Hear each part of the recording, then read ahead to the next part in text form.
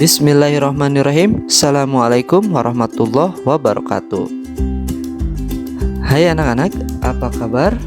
Hari ini semoga kita selalu ada dalam perlindungan Allah Subhanahu wa taala. Baik, selamat datang kembali di Edby Channel. Hari ini Bapak akan meneruskan kembali materi yang minggu lalu tentang Sumpah Pemuda dalam Bingkai Bhinneka Tunggal Ika. Minggu lalu sudah kita bahaskan mengenai berbagai rapat atau sejarah dari Sumpah Pemuda. Kali ini Bapak akan menjelaskan part 2-nya, yaitu mengenai gerakan-gerakan kepemudaan yang ada di Indonesia.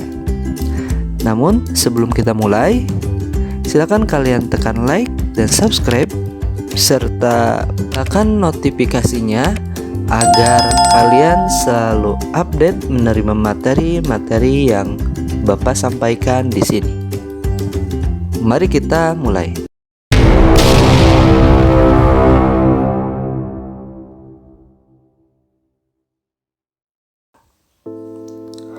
Organisasi yang pertama yaitu Trikorodharmo yang kemudian menjadi Jongjapa. Jongjapa adalah organisasi kepemudaan yang didirikan oleh Sattiman Wiryo Sanjojo di Gedung Stovia pada tanggal 7 Maret tahun 1915 dengan nama awal Trikorodharmo atau bisa disebut juga TKD. Pada saat didirikan, ketuanya adalah Dr. Sattiman Wiryo Sanjojo dengan wakil ketua Wongso Negoro, sekretaris Sutomo dan anggotanya Mukhlis, Masodo, dan Abdul Rahman. TKD bertujuan untuk mempersatukan para pelajar pribumi, menyuburkan minat pada kesenian dan bahasa nasional, serta memajukan pengetahuan umum untuk anggotanya. Hal ini dilakukan antara lain dengan menyelenggarakan berbagai pertemuan dan kursus, mendirikan lembaga, dan memberi beasiswa, menyelenggarakan berbagai pertunjukan kesenian, serta menerbitkan majalah Trikorodharmo. TKD sendiri berubah menjadi Jongjapa pada tanggal 12 Juni tahun 1918 dalam Kongres ke-1 yang diadakan di Solo. Organisasi ini bertujuan untuk merangkul para pemuda dari Sunda, Madura, dan Bali. Oleh karena jumlah murid-murid Jawa merupakan anggota terbanyak, maka perkumpulan ini tetap bersifat Jawa dan terlihat dalam Kongres kedua yang diadakan di Yogyakarta pada tahun 1919 yang dihadiri oleh sedikit anggota yang tidak berbahasa Jawa. Namun dalam Kongres ini dibicarakan beberapa hal besar, yaitu antara lain yang pertama menjelaskan tentang milisi untuk bangsa Indonesia, membuat pasukan khusus, dan yang kedua mengubah bahasa Jawa menjadi lebih demokratis. Ketiga, perguruan tinggi. Keempat, kedudukan wanita Sunda. Kelima, sejarah tanah Sunda. Dan terakhir, arti pendirian nasional Jawa dalam pergerakan rakyat. Pada pertengahan tahun 1920 diadakan Kongres ketiga di Solo, Jawa Tengah, dan pada pertengahan tahun 1921 diadakanlah Kongres keempat di Bandung, Jawa Barat. Dalam kedua kongres tersebut bertujuan untuk membangun cita-cita Jawa Raya serta mengembangkan rasa persatuan di antara suku-suku bangsa di Indonesia. Semua kongres yang pernah diadakan, perkumpulan ini tidak akan ikut serta dalam aksi politik. Kenapa demikian? Ini ditegaskan dalam Kongres kelima pada tahun 1922 di Solo, Jawa Tengah, bahwa perkumpulan ini tidak akan mencampuri urusan politik ataupun aksi politik. Namun, pada kenyataannya perkumpulan ini mendapatkan pengaruh politik yang cukup kuat dari Sarekat Islam atau SI di bawah pimpinan Haji Agus Salim. Pada kongresnya di tahun 1924, pengaruh Sarekat Islam atau SI semakin terasa, sehingga mengakibatkan beberapa tokoh yang berpegang teguh pada asas agama Islam akhirnya keluar dari perkumpulan ini dan membentuk Jong Islamiyatan Board atau GIB. Pada tahun 1925, wawasan organisasi ini kian meluas menyerap gagasan persatuan Indonesia dan mencapai Indonesia merdeka di tahun 1928. Organisasi ini siap bergabung dengan organisasi kepemudaan lainnya. Dengan ketuanya R. Kuncoro Purbo Pranoto, ia menegaskan kepada anggotanya bahwa pembubaran Jongjapa semata-mata demi tanah air. Oleh karena itu, maka terhitung sejak tanggal 27 Desember tahun 1929, Jongjapa pun bergabung dengan Indonesia Muda. Yang kedua, Jong Sumatranan Bond. Jong Sumatranan Bond atau bisa disebut juga GSB adalah perkumpulan yang bertujuan untuk mempererat hubungan di antara murid-murid yang berasal dari Sumatera, mendidik pemuda Sumatera untuk menjadi pemimpin bangsa, serta mempelajari dan mengembangkan budaya Sumatera. Perkumpulan ini didirikan pada tanggal 9 Desember tahun 1917 di Jakarta. Jong Sumatranan Bond memiliki 6 cabang, 4 di Jawa dan 2 di Sumatera, yakni di Padang dan Bukit Tinggi. Beberapa tahun kemudian, para pemuda Batak keluar dari perkumpulan ini dikarenakan dominasi pemuda Minangkabau dalam kepengurusannya.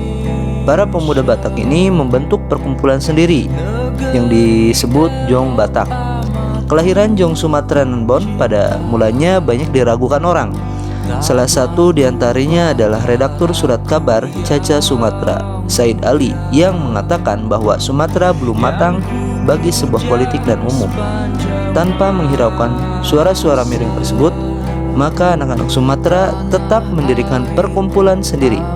Kaum tua di Minangkabau menentang pergerakan dan yang dimotori oleh kaum muda ini. Mereka menganggap gerakan modern Jong Sumatranan Bond sebagai ancaman bagi adat Minang. Aktivis Jong Sumatranan Bond, Bahder Johan, menyorot perbedaan persepsi antara dua generasi ini pada edisi perdana Jong Sumatera. Jong Sumatera terbit pertama kali pada bulan Januari tahun 1918 dengan jargon Organ van den Jong Sumatranan Bond. Surat kabar ini terbit secara berkala dan tidak tetap, kadang bulanan, triwulan, bahkan pernah terbit setahun sekali. Bahasa Belanda merupakan bahasa mayoritas yang digunakan pada saat itu. Ada juga beberapa artikel yang memakai bahasa Melayu.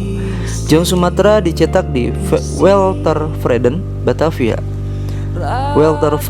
Batavia, sekaligus pula kantor redaksi dan administrasinya.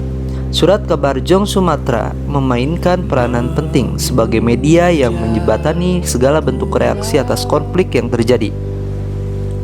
Dalam Jong Sumatera edisi 12 tahun 1 Desember 1918, seorang berinisial Lematang mempertanyakan kepentingan kaum adat. Sambutan positif juga datang dari Muhammad Anas, sekretaris Jong Sumatranan Bond. Anas mengatakan dengan lantang bahwa Sumatera sudah mulai bangkit dari tidurnya dan sudah mulai memandang kepentingan umum. Sumatera memang dikenal banyak orang yang menghasilkan jago-jago pergerakan, dan banyak diantaranya yang mengawali karir organisasinya melalui Jong Sumatranan Bond, seperti Muhammad Hatta dan Muhammad Yamin. Muhammad Hatta adalah bendahara Jong Sumatranan Bond di Padang pada tahun 1916 sampai 1918. Kemudian ia menjadi pengurus Jong Sumatranan Bond Batavia pada tahun 1919 dan mulai mengurusi Jong Sumatera sejak 1920 hingga 1921. Selama di Jong Sumatera inilah Hatta banyak menuangkan pemikirannya. Salah satu karangannya berjudul Hindiana yang dimuat di Jong Sumatera nomor 5 tahun 3 1920. Muhammad Yamin adalah salah satu putra Sumatera yang dibanggakan. Karya-karyanya berupa esai ataupun sajak sempat merajai Jong Sumatera. Ia memiliki Jong Sumatranan Bond pada tahun 1926 sampai 1928 dan aktif mendorong pemikiran tentang perlunya bahasa Indonesia digunakan sebagai bahasa persatuan. Yang ketiga, Jong Islamiten Bond.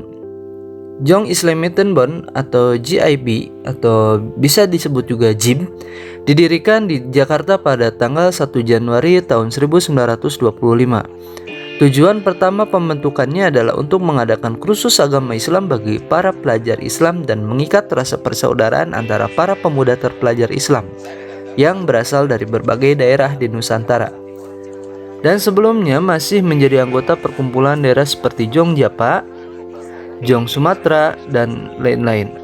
Jong Islamitanbon bukanlah organisasi politik.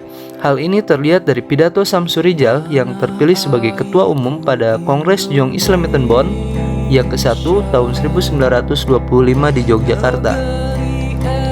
Berikut ini adalah susunan pengurus pusat Jong Islamitanbon pertama, yaitu Raden Samsu Rijal menjadi ketua, Wibowo Purwohanjojo sebagai wakil ketua, Syahbudin Latif menjadi sekretaris ke-1, Husin menjadi sekretaris kedua, Sutijono Bendahara 1, Sueb Bendahara 2, Komisaris Mugni Toib, Suwardi Samsudin Sutan Palindi, Kasman Singodimejo, Muhammad Kusban, Sugeng, dan Haji Hasim.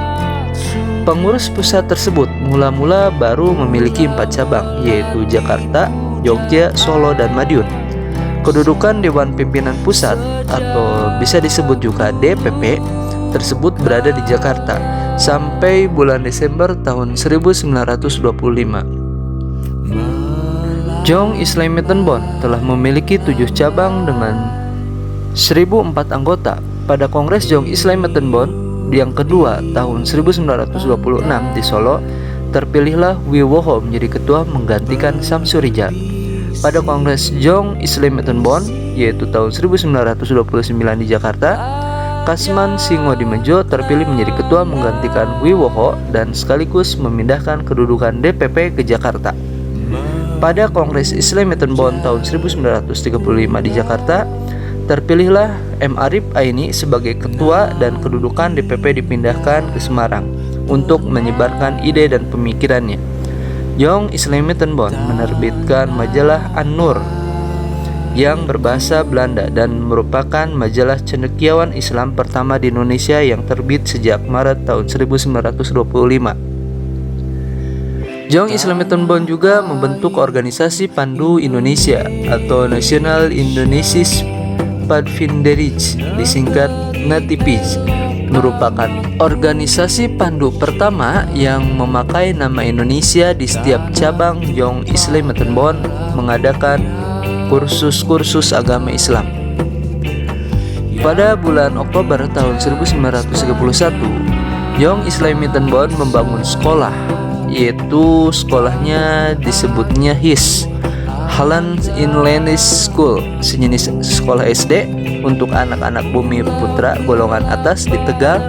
Dan pada bulan November tahun 1931 dibangun lagi HIS di Tanah Tinggi, Batavia. Yang keempat, Perhimpunan Pelajar-Pelajar Indonesia atau bisa disebut juga P3I atau PPPI. Perhimpunan Pelajar-Pelajar Indonesia adalah perhimpunan para pelajar di Indonesia yang didirikan pada bulan September tahun 1926 oleh para mahasiswa Rechtshogeschool de T Batavia dan Technische Hogeschool T Bandung.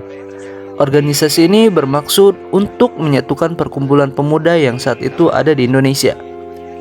Gagasan penyelenggaraan Kongres Pemuda kedua berasal dari Perhimpunan Pelajar-Pelajar Indonesia. Organisasi PPI ini merupakan sebuah organisasi pemuda yang beranggotakan pelajar dari seluruh Indonesia. Para pemuda di Bandung yang tergabung dalam kelompok studi umum mendirikan organisasi Jong Indonesia pada tanggal 26 Februari tahun 1927. Organisasi ini dimotori oleh Mr. Sunario, RM Yusupadi, Ganu Hadiningrat, Sugiono, dan Mr. Sartono. Selanjutnya berdiri Perserikatan Nasional Indonesia pada tanggal 4 Juli tahun 1927 dengan tokoh utamanya IR Soekarno. Organisasi-organisasi pemuda tersebut masih jauh dari harapan karena masih bersifat kedaerahan dan masih kurang menunjukkan rasa persatuan. Hal ini dibuktikan pada waktu penyelenggaraan Kongres Pemuda 1 tanggal 30 April tahun 1926. Dalam pembicaraannya, Kongres Pemuda I tersebut kepentingan daerah masih sangat menonjol, sehingga pada saat itu masa sulit untuk membentuk kebulatan tekad dalam mencapai Indonesia bersatu. Kongres Pemuda II tanggal 28 Oktober tahun 1928 berlangsung dengan suasana semangat persatuan dan kebangsaan. Tekad pemuda sangat mendambakan persatuan dan kesatuan di antara mereka. Pemerintah kolonial Belanda merasa sangat khawatir pada saat itu melihat keadaan tersebut. Suasana sidang cukup tegang karena dijaga oleh pemerintah kolonial Belanda. Di Gedung Keramat nomor 106 Jakarta, tempat berlangsungnya sidang tersebut, para pemuda yang datang tidak menunjukkan pemuda dari asal suku bangsa. Mereka menyebutnya pemuda nasional, sehingga apabila dilihat para peserta sidang yang berada di Gedung Keramat nomor 106 tersebut sudah menunjukkan Bhinneka Tunggal Ika atau berbeda-beda tetapi tetap satu. Adapun panitia Kongres Pemuda terdiri atas yang pertama yaitu ketua oleh Sugondo Jojo Puspito dari organisasi P3I, wakil ketua RM Joko Marsaid dari organisasi Jong Japa, sekretarisnya Muhammad Yamin dari Jong Sumatera Bon, dan bendaharanya yaitu Amir Syarifuddin dari Jong Batakbon. Pembantu satu ada Johan Muhammad Chai atau dari Jong Islam Bon. Pembantu 2 RKC Sungkana dari Pemuda Indonesia. Pembantu 3 Senduk dari Jong Selebes. Pembantu 4 dari Johannes Leimena dari Jong Ambon. Dan pembantu 5 Rohjani Suud, pemuda kaum Betawi. Rumusan-rumusan Sumpah Pemuda ditulis oleh Muhammad Yamin pada sebuah kertas ketika Mr. Sunario sebagai utusan kepanduan tengah berpidato. Pada sesi terakhir Kongres, Sumpah Pemuda awalnya dibacakan oleh Sugondo dan kemudian dijelaskan panjang oleh Yamin. Semangat persatuan dan kebangsaan semakin menggelora di hati para pemuda setelah mendengar lagu Indonesia Raya oleh Wage Rudolf Supratman. Dengan gesekan biolanya, dengan demikian, lagu Indonesia Raya pertama dinyanyikan pada tanggal 28 Oktober tahun 1926 di Gedung Indonesiasi Club G Go. Sumpah Pemuda, Jalan Keramat Raya, nomor 106 Jakarta. Bendera merah putih tidak dapat dikibarkan dalam Kongres karena dilarang oleh pemerintah kolonial Belanda. Bendera merah putih hanya diwujudkan dalam bentuk hiasan ruangan. Setelah mendengar pidato dari para tokoh pemuda dalam sidang pertama sampai kedua pada tanggal 27 sampai 28 Oktober, rapat mengambil keputusan yang dikenal dengan Sumpah Pemuda. Semangat Sumpah Pemuda masih sesuai dengan keadaan masa kini. Perjuangan para pemuda terdahulu perlu kita teladani. Oleh karena itu, hindari permusuhan dan selalu ciptakan rasa persatuan dalam berbagai kegiatan agar negeri kita utuh dan jaya untuk selama-lamanya. Untuk mengenang peristiwa bersejarah tersebut, maka setiap tanggal 28 Oktober bangsa Indonesia memperingati Hari Sumpah Pemuda. Kongres Pemuda pada saat itu dilakukan tanpa pamrih, tanpa meminta bayaran ataupun dan lain-lain untuk kepentingan apapun ya, kecuali untuk mempersatukan semua organisasi yang pada saat itu terpisah hanya dalam organisasi regional atau suku-suku.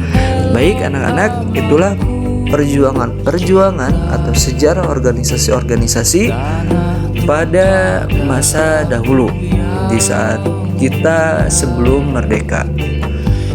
Tentunya kita selalu syukuri apa yang sudah menjadi kenikmatan pada saat ini. Mungkin itu saja.